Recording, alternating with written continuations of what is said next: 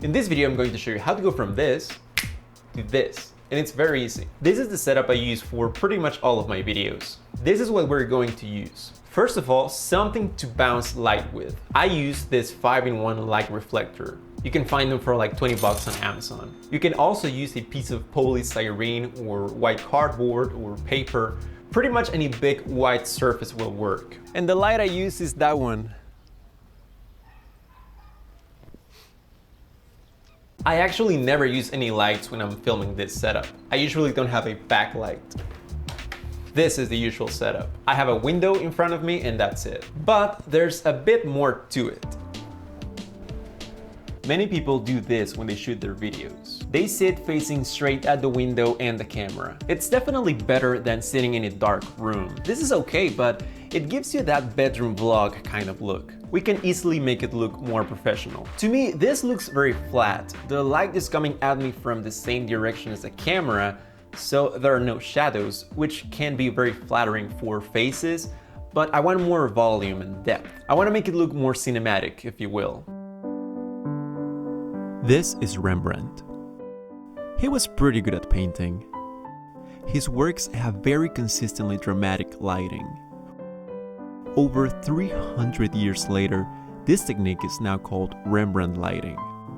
You can achieve this by using a single light.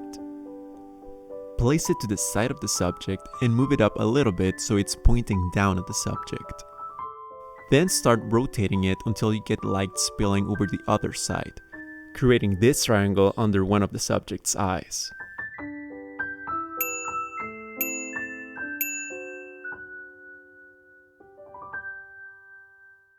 So this is usually what I start with, and as you can see, it doesn't look great. It's very dark on this side and it's very bright on this side. So we're gonna start to rotate the camera a little bit so we can start getting this little triangle right here. So let's do that. It's gonna get a little shaky, so bear with me. I start rotating the camera and myself. About there, I get a nice spill over to this side. I'm gonna do it a little bit more, and I'm just making sure I'm looking straight at the camera. And that's usually where I like it. It looks pretty good already. If you want to make it look a bit less dramatic, you can fill in these shadows on the other side of your face. This is where I use my reflector. Depending on the day, if it's very bright outside, I'll use the white one. If it's darker outside, I would use the silver one to make it brighter. Keep in mind that the white one will give you softer light and the silver one will be a bit more harsh. Today I'm using the white one.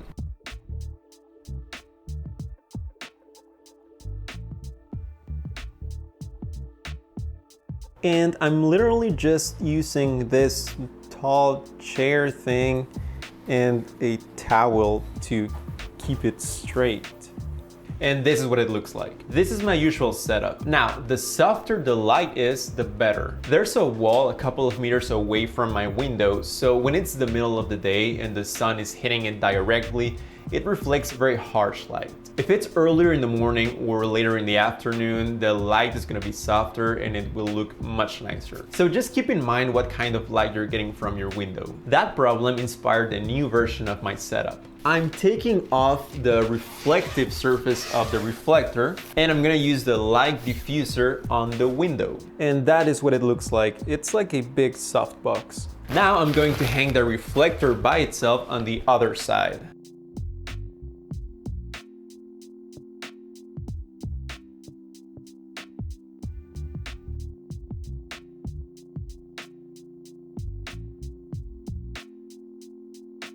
Now I'm hanging the white surface from the boom arm of this mic stand, and this is what my setup looks like. Without the camera, obviously.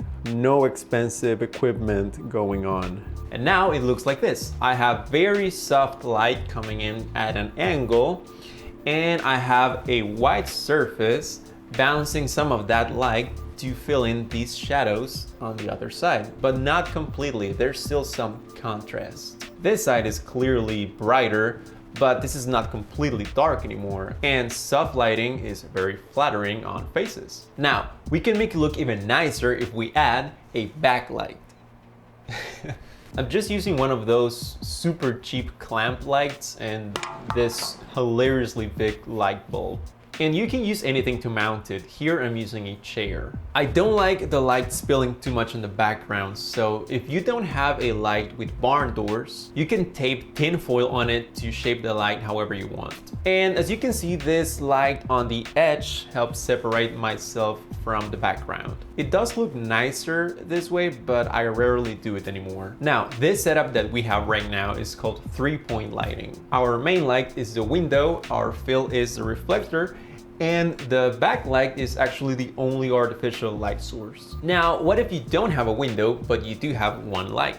First of all, don't do this. The light pointing straight at you from the camera, it looks like a bad wedding video. And even when it's at a proper angle, look at how harsh those shadows are. It looks disgusting. Let's add some diffusion. Much better. If you don't have a light diffuser, just get creative. Not too long ago, I used to hang tissues over the light, or sometimes even toilet paper. Whatever gets the job done. Just be careful putting paper or other flammable materials close to a hot light. That can be a fire hazard. Just don't be stupid. Don't burn your house down. Now, instead of using the diffuser, we're going to bounce the light. Now the light is pointing away from me, and I'm actually not using the reflector. It's just bouncing off the wall. This is what I'm looking at right now. And this is what it looks like. We have very soft shadows with this setup as well. Both options will look much better than direct lighting. Or you can simply shoot outside. Whenever you can, just use natural light. It's free. The light is softer under the shade. Or you can shoot right after the sunset.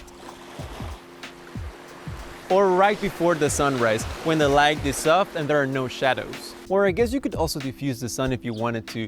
Just don't do this. Direct sunlight, it looks nasty. If you want to learn video editing, I have an online course where I teach you how to use DaVinci Resolve, which is a free professional video editing program. It's not one of those crazy 12-hour-long classes that are like hundreds of dollars. My course is just under an hour, and it's packed with everything you need to edit any kind of video from beginning to end. This is the 20% of the information and the tools that you're going to need 80% of the time. It is very affordable and it's perfect for beginners. Click the link in the description to check it out. This course is also available on Skillshare. There's a link in the description where you can get 14 days of Skillshare Premium for free. And at the same time, you're supporting this channel. I hope you found this video helpful. If you liked it, please give it a like and consider subscribing. Thank you for watching, and I'll see you next time.